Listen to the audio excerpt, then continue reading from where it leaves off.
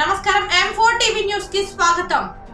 M4 TV news M4 Telugu News.com website మరియు M4 Telugu news ఈ paper లో వార్తలు ప్రకటనల కోసం సంప్రదించవలసిన సెల్ నంబర్లు 9666650026 మరియు 9014163335. ఓం శ్రీ గురుభ్యో నమః. అందరికీ నమస్కారం అండి. ఈరోజు మనం ఐశ్వర్య యోగం దీంట్లో లలితా అమ్మవారి యొక్క ఆరవ నామం ఆ నామ మహిమ అలాగే దాని యొక్క ఫలితాన్ని గురించి ఒక 5 నిమిషాలు తెలుసుకుందాం. ముందుగా గణేశ ప్రార్థన. శుక్లాంబరధరం విష్ణుం శశివర్ణం చతుర్భుజం ప్రసన్నవదనం ఛాయే సర్వవిఘ్నోపశాంతయే. గురు బ్రహ్మ గురుర్విష్ణు గురుర్దేవో మహేశ్వరః గురు సాక్షాత్ పరబ్రహ్మ తస్మై శ్రీ గురవే నమః. ఓం ఐం హ్రీం శ్రీం శ్రీ మాత్రే నమః.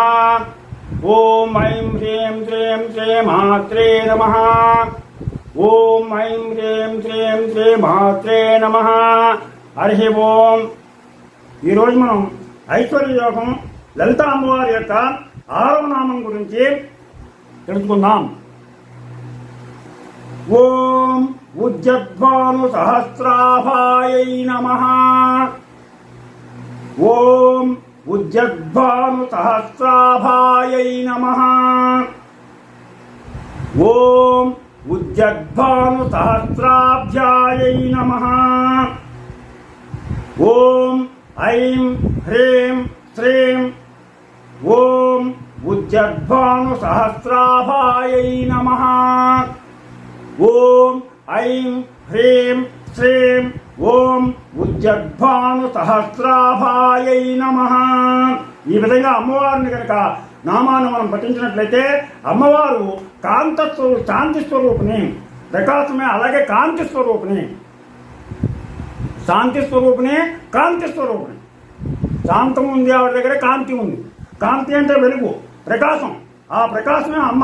అది సాధారణమైనటువంటి కాంతి కాదు, మామూలు కాంతి కాదు.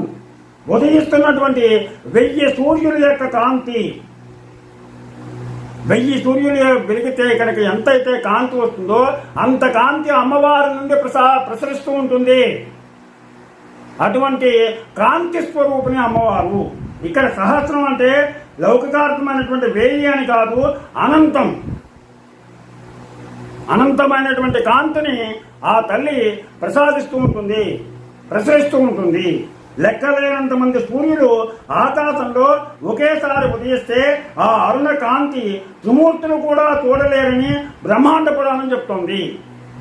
ఆ అమ్మవారి కాంతి కనుక అంత దేదీప్యమానంగా వెలిగిపోతుంటే త్రిమూర్తులు కూడా ఆ అమ్మవారిని కన్ను తెరిచి చూడలేరు అని చెప్పేసి మనకి బ్రహ్మాండ పురాణం తెలియజేస్తుంది. అంతటి మహాకాంతి స్వరూపిణి అయినటువంటి అమ్మను ఆ అమ్మ అనుగ్రహించి మనకి దివ్య నేత్రాలు ఇస్తేనే మనం చూడడం సాధ్యం అవుతుంది. దివ్య నేత్రాలు ఇవ్వాలి. శ్రీకృష్ణుడు యొక్క విశ్వరూపాన్ని చూడడానికి దివ్య నేత్రాలు ధృతరాష్ట్రుడికి ఇచ్చాడు కాబట్టి ధృతరాష్ట్రుడు చూడగలిగాడు.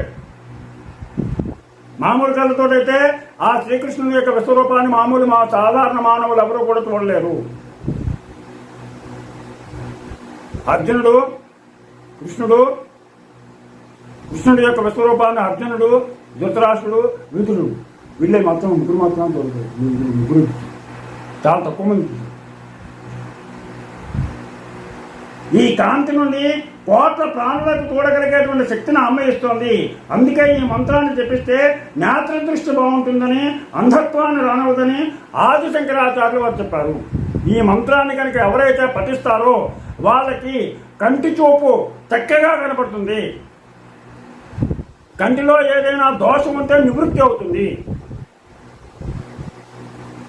కంటి జబ్బులు ఉన్నటువంటి వాళ్ళు, కనులు సరిగ్గా కనపడినటువంటి వాళ్ళు ఈ మంత్రాన్ని కనుక పఠించినట్లయితే వాళ్ళకి చక్కటి చూపు కనపడుతుంది అని చెప్పేసి మనకి ఆది శంకరాచార్యులు వారు తెలియజేశారు.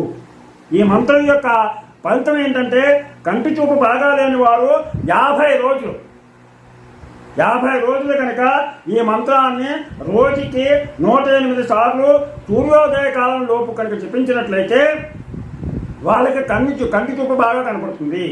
రేచీకటి ఉన్నవాళ్ళు, కొంతమందికి రేచీకటి ఉంటుంది, ఆ రేచీకటి ఉన్న వాళ్ళు కూడా పఠించినట్లయితే వాళ్ళకి చూపు కనపడుతుంది. అలాగే వాళ్ళు ఆ రేచీకటి ఉన్నటువంటి వాళ్ళు ఉదయం సాయంత్రం రోజుకి 108 సార్లు చొప్పున సంవత్సర కాలం రేచీకటి ఉన్నటువంటి వాళ్ళు 108 సార్లు ఉదయం సాయంత్రం కూడా ఆ అమ్మవారిని కనుక ప్రార్థించినట్లయితే వాళ్ళకి రేచీకటి పూర్తిగా తొలగి వాళ్ళకి మంచి చూపు లభిస్తుందని చెప్పేసి మనకి వామకేశ్వర తంత్రం చెప్తుంది. కొంతమంది కళ్ళకి దృష్టి దోషం ఉంటుంది. ఈ దృష్టి దోషం దేన్న దిష్టి అంటాము. ఈ దిష్టి ఉన్నటువంటి దిష్టి తగలకుండా ఉండడానికి రోజుకి 27 సార్లు కనుక ఒక సంవత్సర కాలం ఈ మంత్రాన్ని ఓం ఉజ్జగ్భాను సహస్రాభాయై నమః, ఓం ఉజ్జగ్భాను సహస్రాభాయై నమః అని కనుక జపించినట్లయితే వాళ్ళకి ఏ విధమైనటువంటి దృష్టి తగలదు. నరదృష్టికి నల్లరాళ్ళే పగిలిపోతాయి. అటువంటి దృష్టి తగిలినటువంటి వాళ్ళు ఈ మంత్రాన్ని కనుక పఠించినట్లయితే వాళ్ళకి ఎటువంటి దృష్టి తగలదు, ఎటువంటి దృష్టి కూడా ఉండదు. దృష్టి దోషం యొక్క ఫలితాలు ఏమీ కూడా వాళ్ళు దరిచేరవు. పుట్టుకతోటే అంధత్వం ఉన్నటువంటి వాళ్ళు కూడా ఈ మంత్రాన్ని చెప్పిస్తే వారికి నేత్రదానం చేసేవారు లభిస్తారు. కొంతమందికి పుట్టుకతోటే కళ్ళుండవు. అటువంటి వాళ్ళు ఎవరైనా కనుక ఈ మంత్రాన్ని కనుక పఠించినట్లయితే వాళ్ళకి ఎవరైనా సరే కొంతమంది నేత్రదానం చేస్తుంటారు. అటువంటి వాళ్ళు అయ్యా నా కళ్ళు తీసి మీరు పెట్టుకోండి అని చెప్పేసి నేత్రాలను దానం చేస్తారు. అటువంటి అవకాశం వాళ్ళకి లభిస్తుంది. ఇది విచారాత్మ చెప్తుంది. నిత్యం 11 సార్లు ఈ మంత్రాన్ని కనుక జపం చేస్తే చూపు చాలా బాగుంటుందని భాస్కర్ రావు వారు కూడా చెప్పారు. అందుకని ఈ మంత్రాన్ని కనుక ప్రతినిత్యం తప్పనిసరిగా చూపు కనబడినటువంటి వృద్ధులు కానీ, రేచీకటి ఉన్నటువంటి వాళ్ళు కానీ, అలాగే అసలు కళ్ళు లేకుండా అంధత్వం ఉన్న వాళ్ళు కానీ పఠించినట్లయితే వాళ్ళకి తప్పనిసరిగా సత్ఫలితాలను పొందుతారని మీరందరూ కూడా ఈ మంత్రాన్ని పఠించి మంచి సత్ఫలితాలను పొందమని, ఆ అమ్మవారి యొక్క ఆశీస్సులు తప్పనిసరిగా మీకు లభించాలని నేను కోరుకుంటూ, మీకు కనుక నా ఛానల్ నచ్చినట్లయితే సబ్స్క్రైబ్ చేయండి, అలాగే లైక్ చేయమని కోరుతూ మీ రాపాక వెంకట ప్రభాకర్.